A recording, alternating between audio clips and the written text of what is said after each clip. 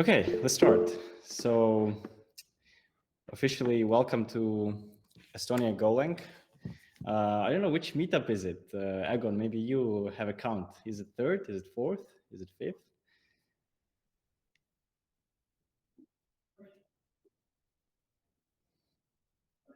Oh, okay, even more. Yeah. So I definitely missed some. From yeah, cool. Yeah, but I do remember. Yeah, I think the very first one, by the way, was in Starship when I used to be in Starship. I think that was when we started. But yeah, today we will talk about generics.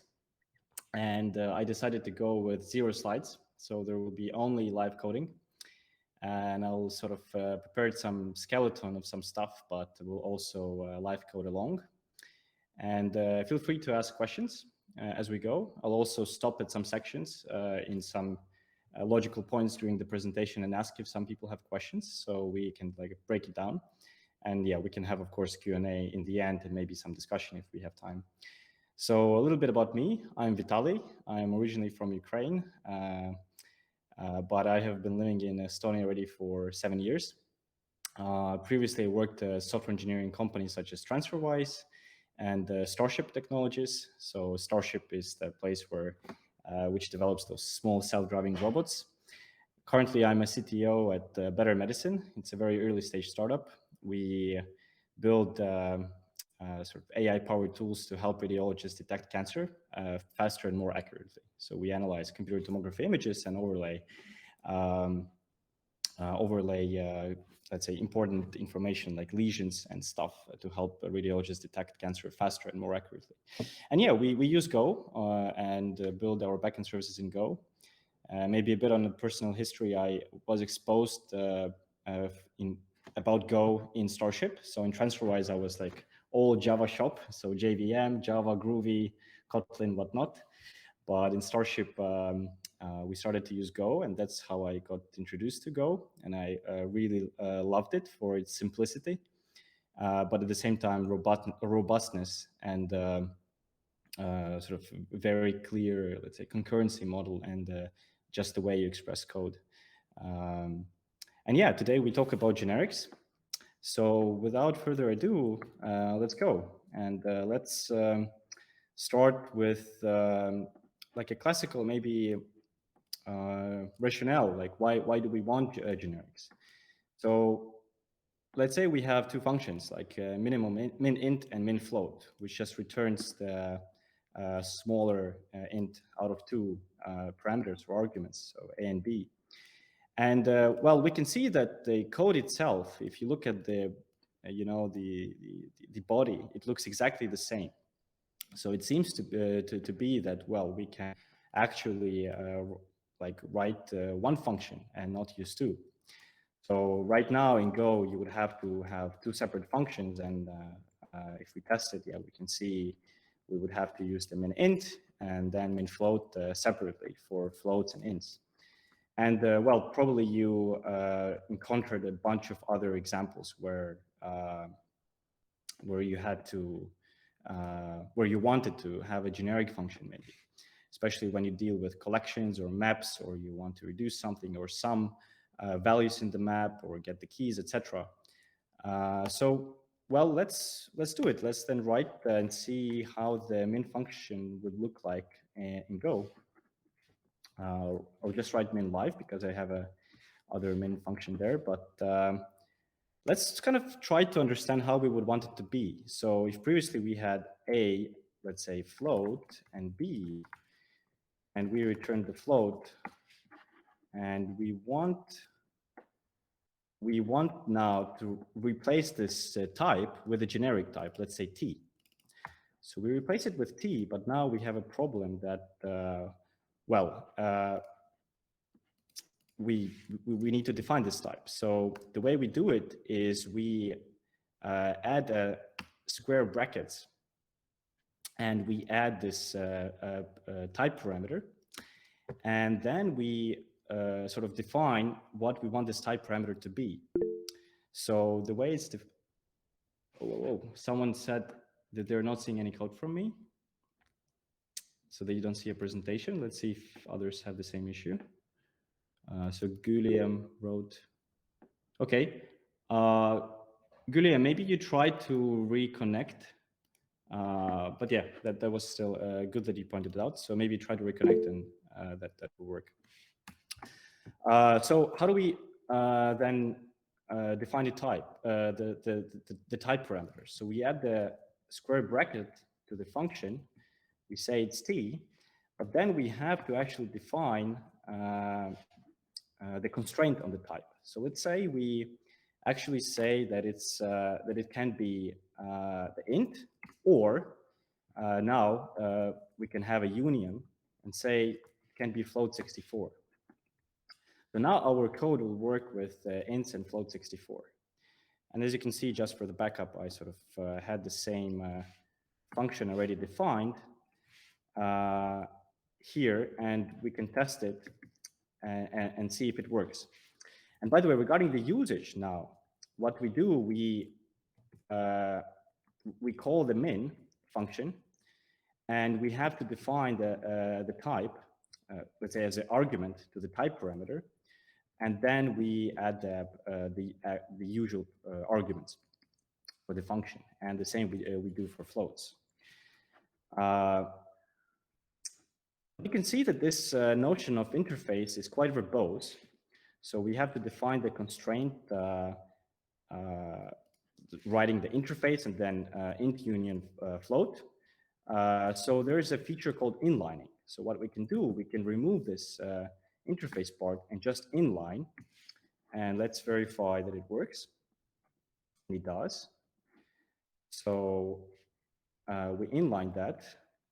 And now let's actually look at one more feature. So we don't have to inline it necessarily. We can define a type parameter constraint as a separate interface and then embed it or edit instead of type parameter constraints. So we can create a number, let's say, and we can write it here. So, and now let's just verify that our test works. It does. So what we did so far, we learned about inlining, so removing the interface part with, let's say, just a union, and we also refactored it into the separate interface number. Well, one more thing to note, though, that this number now, it's an interface, and any int or float 64 implements this interface, but this can, for now, only be used in type parameter constraint, and it cannot be used for a variable. So what we cannot do is define, let's say, a variable a with interface number, because this union can only be used in type parameter constraint. It can only be used to sort of define the type. So we can see a compile time error, which says interface includes constraint elements int float 64 can only be used in type parameters. So this might change in the future, but in 1.18, this is the current limitation. But as we will see, that's okay, and it's not like a very big deal. Let's go further. And well, you might ask, okay, but can I define now the type parameter constraint with this union and extra methods? Yes, you can. You can imagine, I mean, this is a silly example, but you can imagine adding the interface which would have the union and some methods. And then, of course, we have a compile time error which says, you cannot have that because the int and float 64 don't implement the methods, the string method.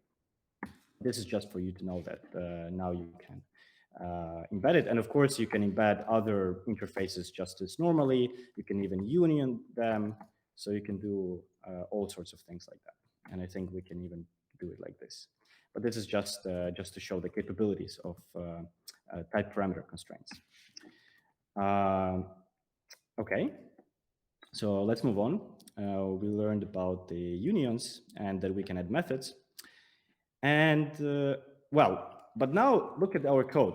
In order to use the min function, we have to call first, we have to first pass the int and then the parameters 2 and 1, which are ints.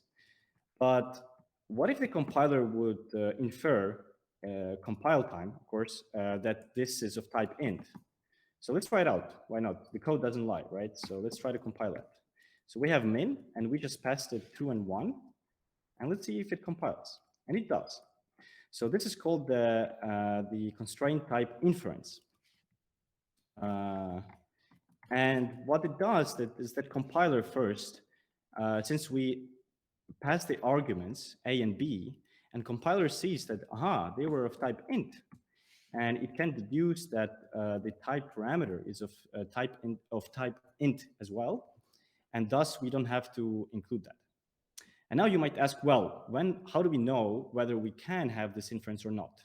Because there might be a complicated, let's say, a generic passing and different scenarios where it might not be possible. So the easy rule of thumb is that try without passing the type and just pass the parameters. But if the compiler complains, then you know that you have to add the type parameter as well.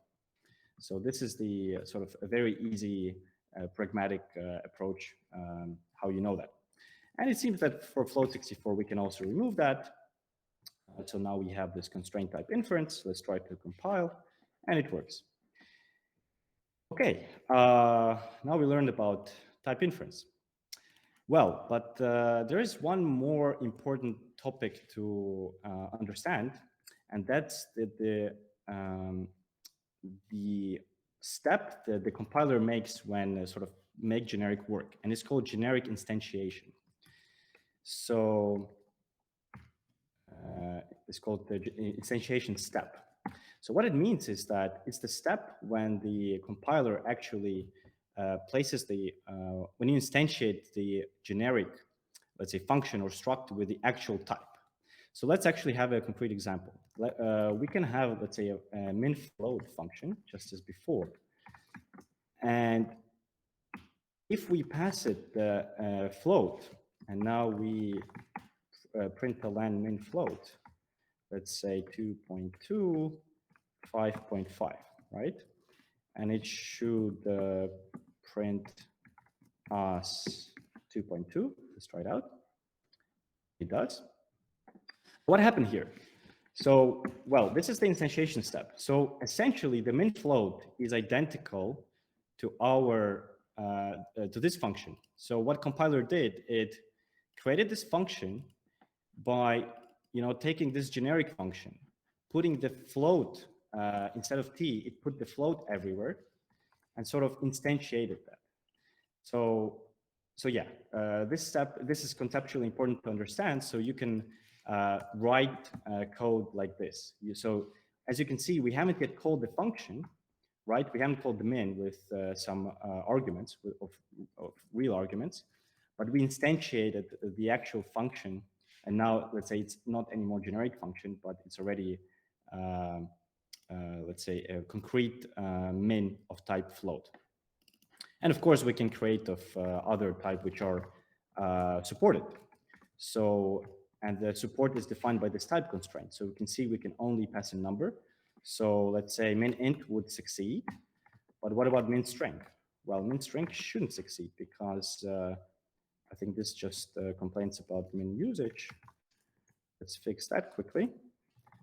But the min string will, of course, not succeed because, well, it cannot be used as the type number. So the compiler checks, aha, you try to instantiate min string with you try to instantiate min with a string type, but it doesn't pass the type parameter constraint because it can be only of int and float64, thus it fails. But actually, if I add the string here, I think it should succeed. So let's try that out, actually. A and B. So, boom, boom, boom. Something wrong. Ah, right. Because I actually missed the thing. And it works, actually. So we can see A is returned. So we learned about generic instantiation step. And you can do it pretty much in every place where you have some either generic function or a generic struct, as we will see later on, or a generic interface as well. Okay, we learned about type inference. We learned about instantiation. We learned about inlining, as we did previously. But now let me try to show you one more example that will fail. So imagine we have a alias to float64, which is a valid type in our type constraint, right? But now, and imagine we define a variable f, which is of this alias, and we give it a value, 5.5. And then we try to use this min function with this variable of alias float alias. So what will happen? Why does it complain? You can see it says cannot use float alias as the type number. Type doesn't implement constraint number because type is not included in types an int float 64 string. So what happens here? Because the underlying type is float 64. So does it mean now that we cannot use generic code with any type whose underlying type is the one that is available in the type constraint?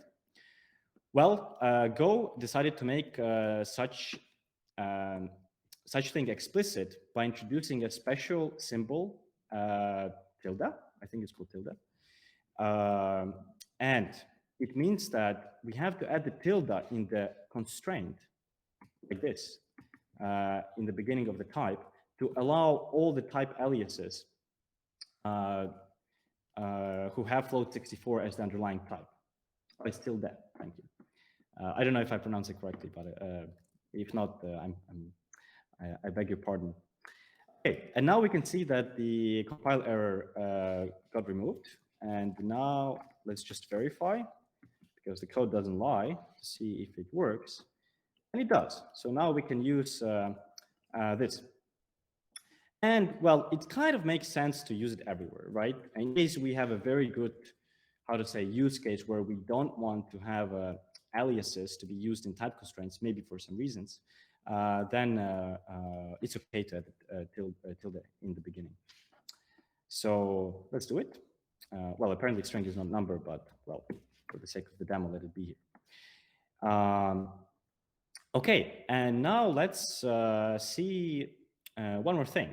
So Go created an experimental package called constraints, which has very useful, let's say, generic constraint, what you could call primitives, that can be reused in your code. So let's actually try to use one. So there happens to be a constraints.ordered, and let's see what's there. So let's see what is in the ordered one. And by the way, before we check, let's just see if everything compiles. So I removed, and it does. So everything still compiles, and we have a constraints order type. So if I go to the library, so this is the constraints package is very small. It's just this file and a test, which defines such interfaces, such constraints, you can say, which are technical interfaces. So it defines signed, and now you know the tilde thing, so you know it allows all the type aliases as well. So it has signed integers, it has unsigned, it has integer, which is the union of signed and unsigned. The same for floats, complex, and now the ordered is the integer, union float, and union tilde string. So this is exactly what it does, and it supports these operators. So these to be used with these operators. Okay, so we learned quite a bit so far. Maybe you have some questions because we still have a lot of material to cover. But if someone has a question, one or two, let's shoot now. So please shoot now if you have, and if not, we will move on.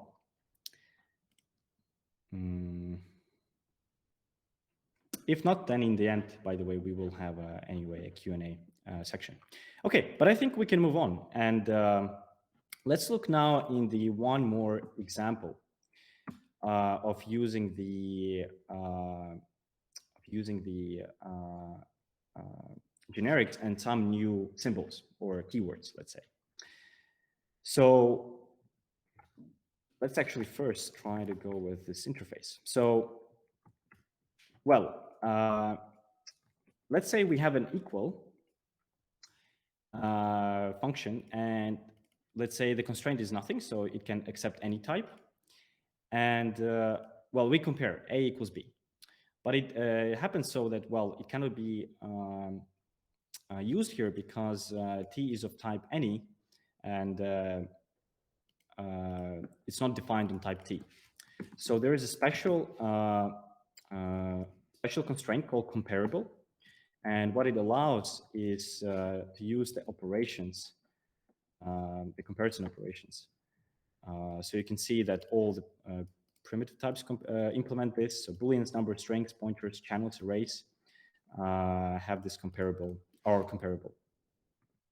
And so in this case, for example, when you have equality or inequality, you have to have the comparable one.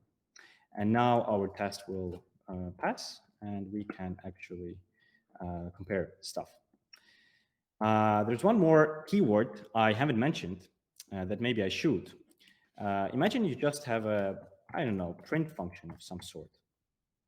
And let's say it just has any, it can just pretty much print anything, let's say.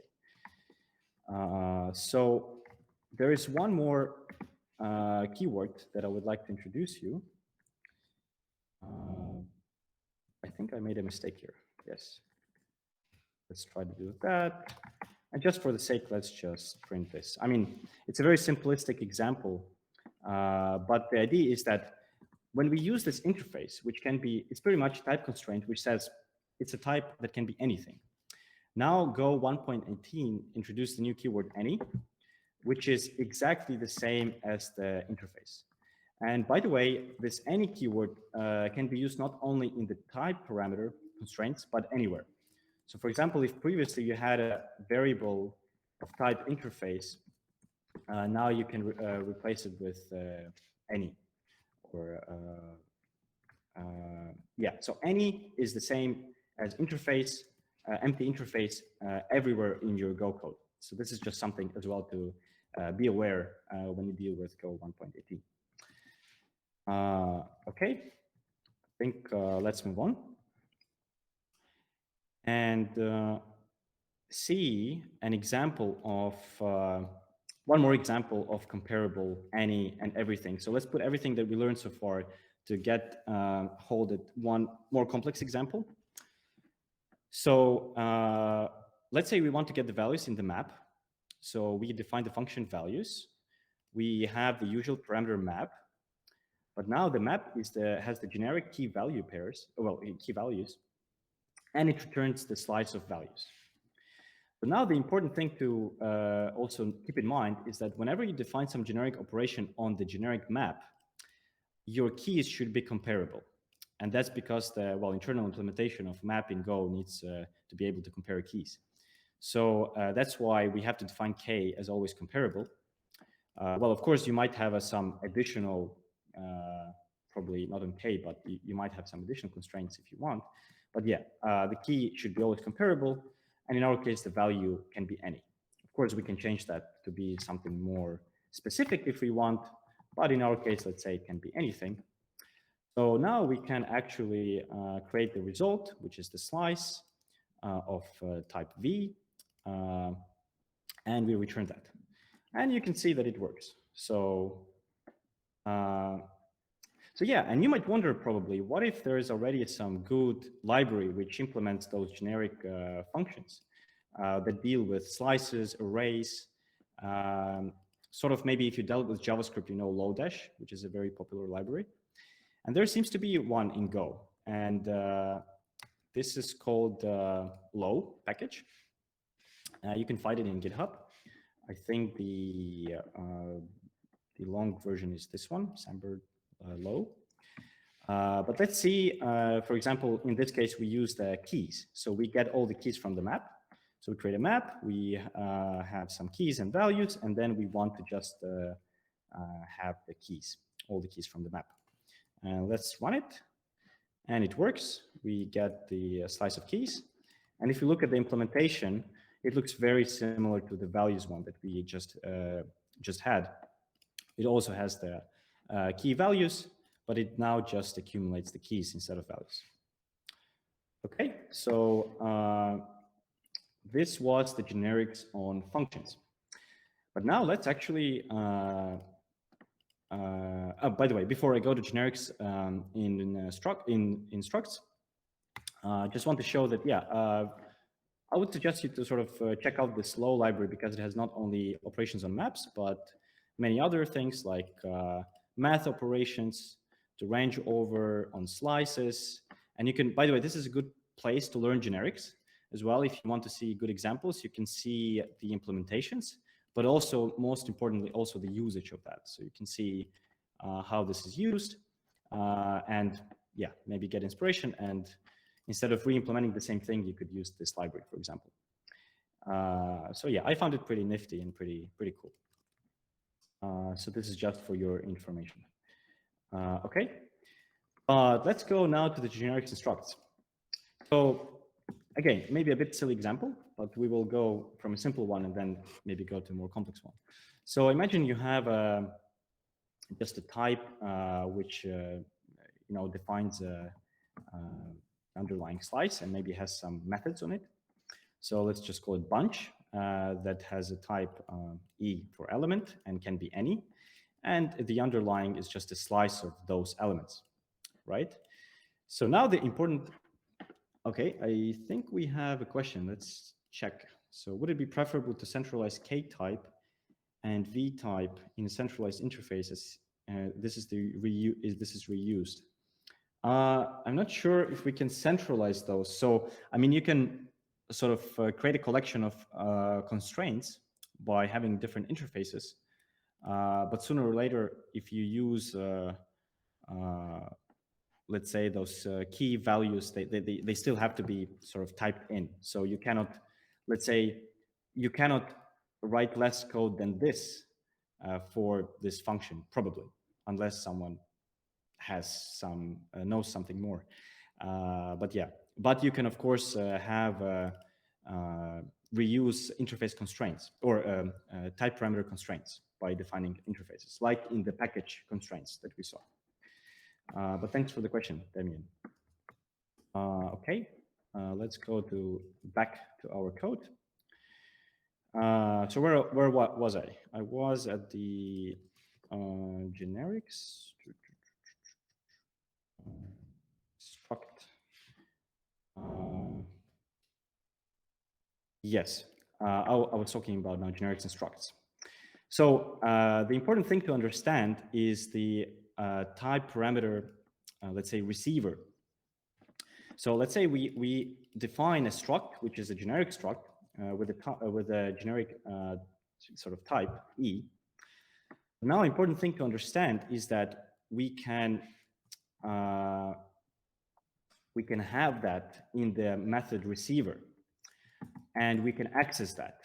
So for example, you can even create a variable with that, and whatever, even print it if you want, or you can return it as well. So this is just important to understand, and we will actually see an example. So imagine we have this struct, right, where the underlying thing is the slice.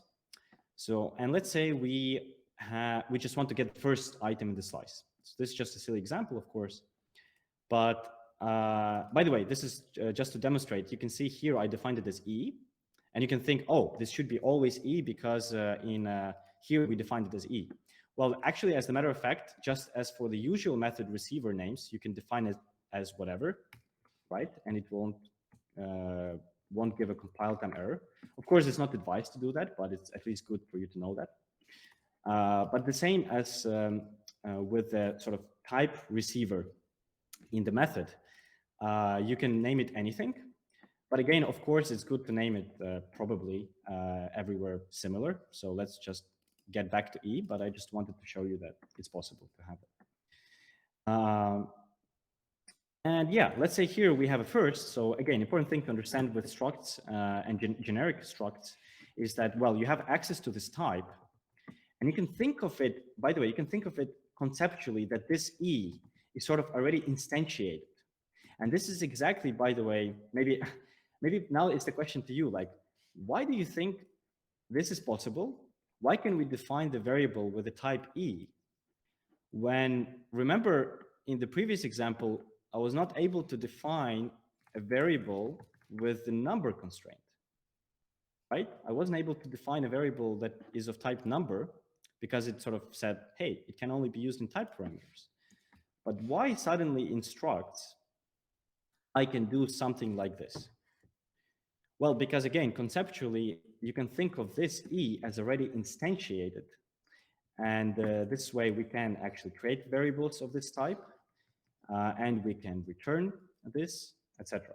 So this is, we can create a slice of it or whatever else. So this is just maybe one thing to understand.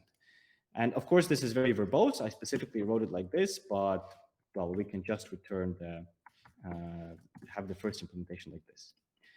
But yeah, so conceptually just realize that sort of whenever you have a struct, you define E, and you can capture this in the method receiver. So this is important to understand. But by the way, another thing to understand is that you cannot instantiate an extra type parameter in the method receiver. For example, you cannot have something like, let's have an extra, I don't know, Q of type any, and do some operation with Q, whatever it can be. Let's say Q is a string, or well, let's say it's any, whatever. And let's say you want to, for some reason, print something that has this variable Q. This is, of course, a silly example, but this is just to demonstrate that the methods cannot have extra type parameters. They can only access the type which was defined on the struct initially. And then you sort of conceptually think about it is that it's already instantiated, sort of. And that's why we can create sort of variables of type, let's say E, etc. So, okay, let me move back. And another example, right? So you can, this is, by the way, let's say we have a function, print bunch. And here, let's say it accepts the bunch struct. But you can see the way we do it is we first define the type parameter, and then we instantiate it in a way to the struct already, and then we can print it. So yeah, you can see now this is the test, just showing everything. So we create a bunch. Again, we instantiated the bunch struct with int, and then we define the values. So the underlying slice is now the int slice. We now print it with this function. And again, we instantiate the function print bunch with int. So now pretty much everything here is replaced with int. It would be the same as we do this. So this would be conceptually the same, just for you to understand. I mean, in this case, this is pretty much what happens in what compiler does. But since we want to make it generic, that's why our print bunch has this type parameter, which we then pass to the struct. And again, we have a type inference. So now you know that, well, we can just do print bunch and pass it in, and the compiler infers it itself. And again, another example of generic instantiation, that we can just have first this print bunch on the int function, and then we can call it again.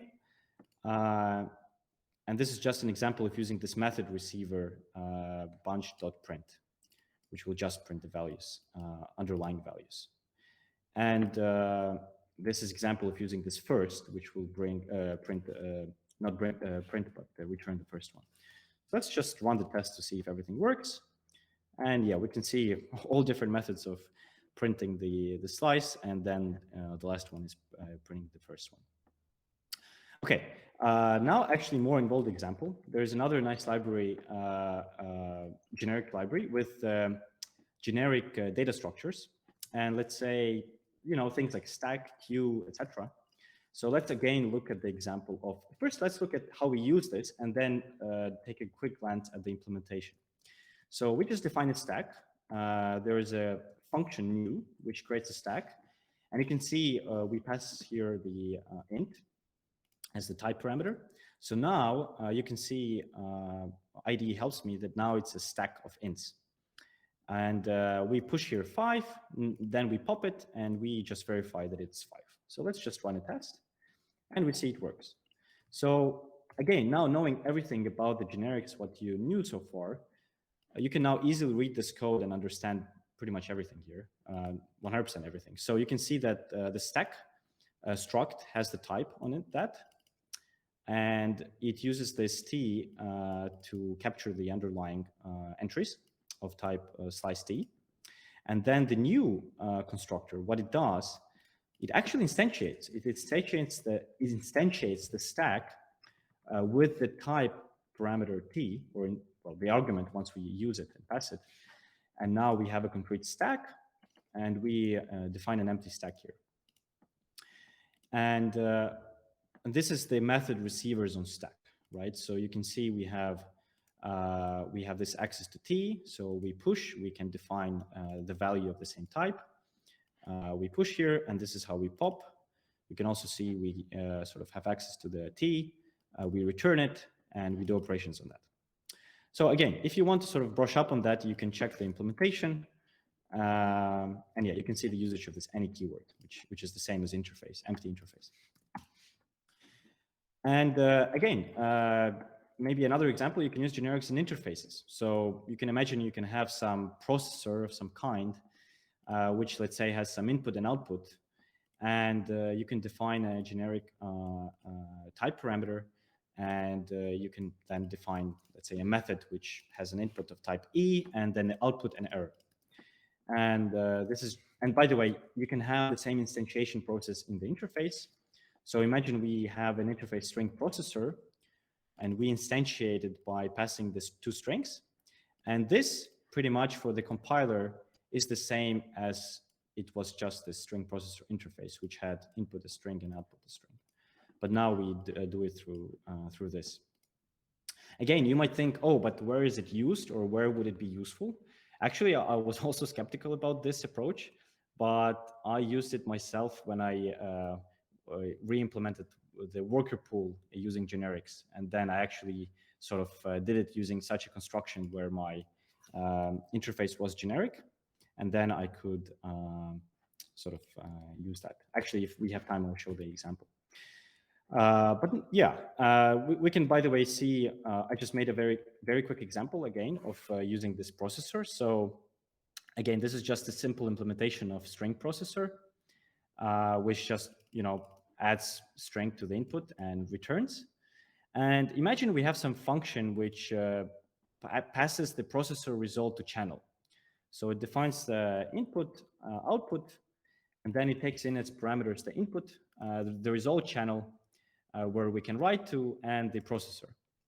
And by the way, here you can see we already instantiated the processor with the input and output types that we passed, that we have defined here. So this is, again, you can think of it as instantiation.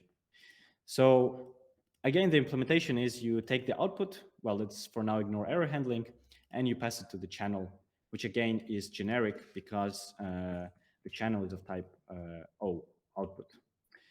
And yeah, we can test it. So imagine we have this simple string processor. We process the input. We have the value. We define the channel, the buffer channel of size 1. And we use this function. We instantiate it again with a string. And then we pass it input, result channel. And the processor itself, oops, sorry. And we just made a test that making sure that what we received in the channel is the same as we expect from the process function. So if I run it, it succeeds. So again, maybe a bit simple example, but might be used actually in kind of similar context. So again, I use it myself when I dealt with worker pools, and I defined such a generic interface and sort of passing stuff or results to the typed channel. So that's where it was useful to me, at least. Someone asked, is that a form of explicit casting? Well, no, because actually generics has nothing to do with casting. So casting, no, everything happens compile time, and it's not the same as casting. So I'm not sure what I mean by explicit casting, but yeah, the idea is that the compiler does everything in compile time, checks that like all the types passed here adhere to the type parameter constraints. And yeah, It was referred to something that you mentioned way before. So sorry for the oh, interruption. great. No, it's fine. It's fine. We can return back to it in the last Q&A. All right, and maybe last but not least, guidelines for not to use generics. So, well, the first one is actually don't use the generic type parameters when you just deal with the interfaces. So you can already write generic code in Go, surprise, surprise, even before 1.18 using tada interfaces. So let's say we have a reader, right, which we only care, let's say, to call the read, or we only care about the methods, that something has a method read or something. So, well, we can just pass it as a normal type to the parameter, and we don't need to define it like this. So technically, you can define the type parameter t, define a constraint reader, and then define a parameter, usual parameter of this type t, but it's going to be the same. There will be no performance benefits, and it's harder to read. And we can see that the test verifies well that they behave exactly the same. So if I run the test, we have two examples, but it's much easier to use the second one, and especially if you read the definitions. So this is the first, maybe obvious example. The second is, well, don't use generics when the implementation is different, of a method is different for each type. So imagine you have a function that implements reading from a file versus a function or method that implements reading from a, I don't know, pseudo-random function generator or some database or something else. If implementations are different and the code will be different for the bodies of the functions, there's no point to use generics. And the third one is, even if the, let's say, operation is different for each type, even without a method, also don't use generics. And the example would be reflection, and one of the example is JSON marshalling, of that. And maybe just more pragmatic suggestion is don't use generics unless you have to write the boilerplate code, which means start your code and design without the generics, and only refactor to the generics when you see that you sort of have this necessary duplication. Then when you're at the point where you see that you write a boilerplate code, then consider using generics, but not before. So let's say if you only use your function with the type int, well, maybe just write the type int and don't make it generic before you have another usage where you have another type. So sort of embrace the approach of continuous refactoring and the fact that you can always refactor your code later to have generics. So I had the same example. I used the worker pool and there was only one type that I had to care about, but then I actually had a use case where we wanted separate, different types for input and output. And I sort of, also this is, by the way, how I learned generics. I just implemented the worker pool in a generics way. And yeah, because I had to use different types for inputs and outputs. And another suggestion is, again, explore those libraries and use them if you want. There's also this constraints package, so you don't have to redefine this common type constraints like ordered or integer or stuff like that. And yes, I think I'm done with my live coding. Surprisingly, it all compiled and worked. I hope it was okay. And yeah, I think we can go to questions and answers now. Thank you very much.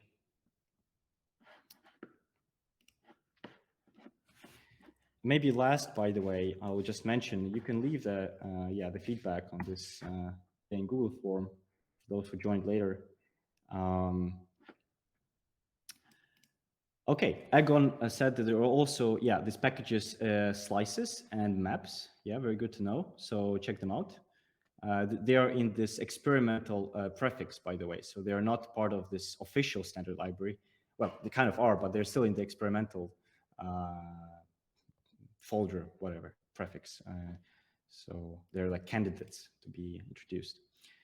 But maybe if someone has a question, by the way, please shoot. So for example, Z/IO had a question about explicit casting. Yeah, no, May it was telling something you were telling when you were talking about the example you've been using the Q type, and you were switching between E and Q, and you were specifying that the compiler wouldn't accept the change. oh, right So here. I Yes. was just guessing if it was a type of explicit casting.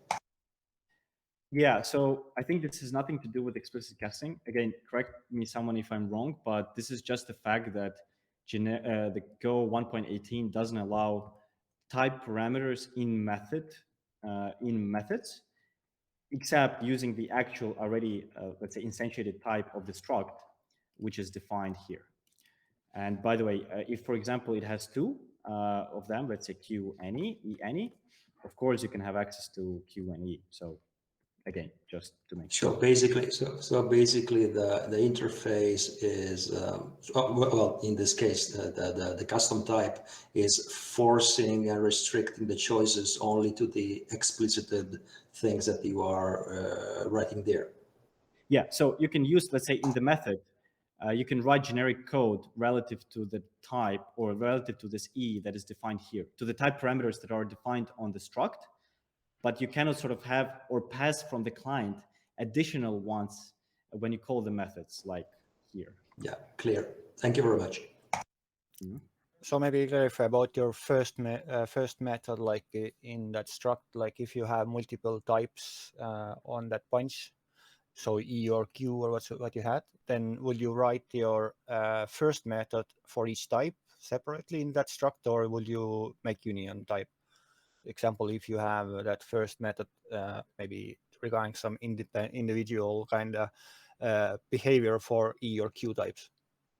Well, it actually depends how you use it, because again, you might semantically use this E and Q differently.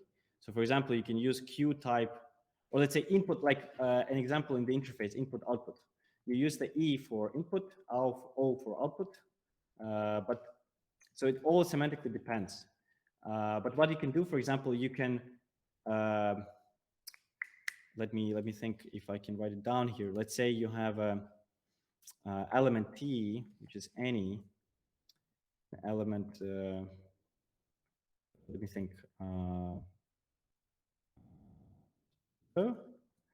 let's say you can do something like this. So you can actually use this T, which you define first, in the second one, which you define here.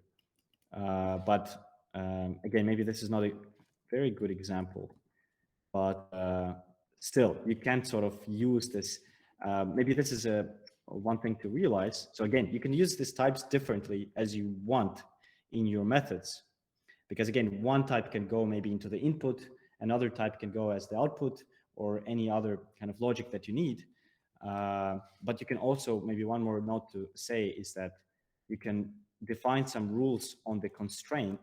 Maybe actually this might be a good example. Let's say, again, silly example, very silly example, but you sort of use this first type to define something on the second type parameter. So this is just as well to realize, and you can see many examples on internet as well where it can be used. Well, like the use case, what I was kind of referring for about the example is first method. Like let's say you have a struct which that first method always returns, like let's say int64, right? But you take any number type into that bunch, let's say, then would you write this first method for each internal type then, or like which is allowed by the struct? Or let's say you take only in 32s and in ints, in 32s and in 64s or something.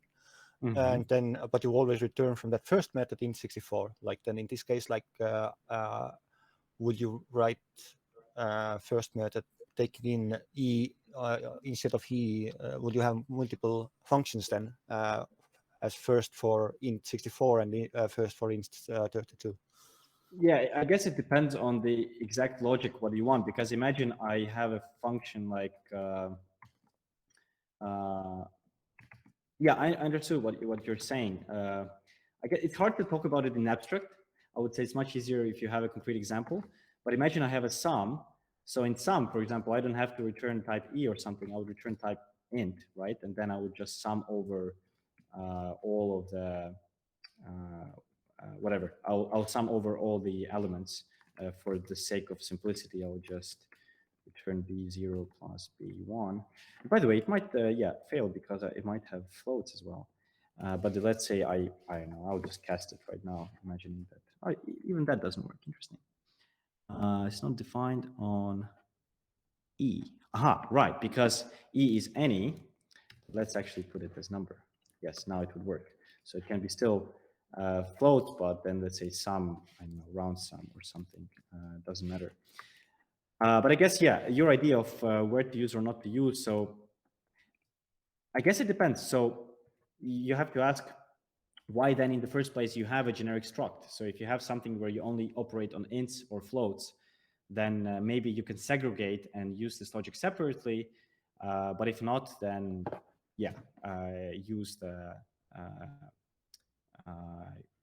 generic one. So it's hard to answer because it depends on the context. No, yeah, But I would say, context. What I had more in mind was if you will take as example, like I don't know, big int library, to kind of re-implement that, like and taking in like different like as arguments, like you take numbers as a strings, numbers as a floats, but at the end of the day you need to get really precise, like division between the number and its exponent, and decide what to do with them. And in this case, like, will you parse them will you write in generic methods for each type separately, or will you combine them into that specific one function as first example and have some kind of type of switch statement inside? I think I understand. Well, I think it depends on two cases. First, what kind of API you want to give to the client, and then what kind of how do you implement it internally? But I would say definitely, internally you would sort of anyway segregate it at some point because implementation is different. But yeah, it kind of depends what API you want to give to the client. But then, in the end, you might have, for example, private methods that deal with them separately and stuff like that. But yeah, maybe at some point you do a casting or something. So yeah, it depends. Again, by the way, those rules of the first rule or whatever the second, when the implementation is different, this is like a general guideline. But again, if you have some complex library where you also have to keep the backward compatibility or something, and you want to sort of keep the public method simple, maybe it makes sense to have it the same. Again, I think it depends on the use case. Yeah, just use your best judgment. Maybe that's very easy to say, but that's also true. Yeah, use your best judgment and see what makes sense. Well, another question is about which I have seen around in different libraries, what's your opinion? Like, what's the best practice? Because this kind of varies. That if you have types like method taking in example 5 arguments like A to E, and each of those types are different, but only let's say 3 of them will need actually constraints because they are having some kind of operations underneath. Will you write into your type signature all 5 types, or only those 3 which actually have operations underneath, and leave the receiver signatures for those 2 types, their original types, instead of overriding those types? Yeah, okay. Maybe Agon, you can answer because I'm not sure I followed completely. I sort of understood that, okay, you have this 5 parameters with different types, but I'm not sure I got it completely. But Agon, maybe you give a jab. I think the easiest answer is use the least amount of type parameters you can. Yep, definitely. So if you can reuse, for example, the type parameter you had for 3 parameters, then sure, do it. So yeah, like for example, I don't know, func foo, I guess t, let's say string, let's say constraints or whatever, comparable, and then you have q, which can be any, right? I think this is what you meant. So you have A, B, C, then yeah, you have type T, and you can have D, E, F of type Q. Probably I would still write them separately for each one, but yeah, you don't have to really find this T or whatever for A, B, or C separately. You sort of reuse the. No. My question is more about like if those all A to E, they're all different types. But let's say only T and Q are types are actually have operations over it.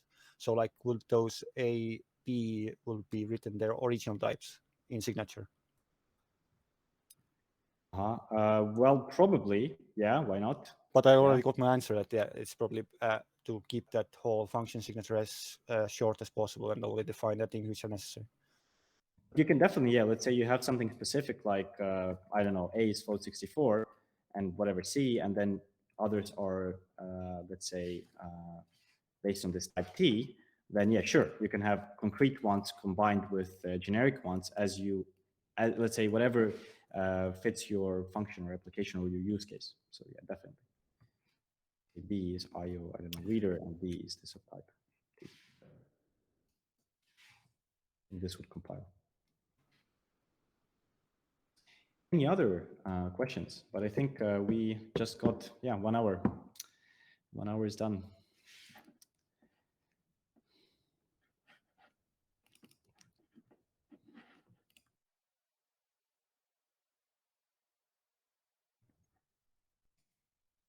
Seems like we are done.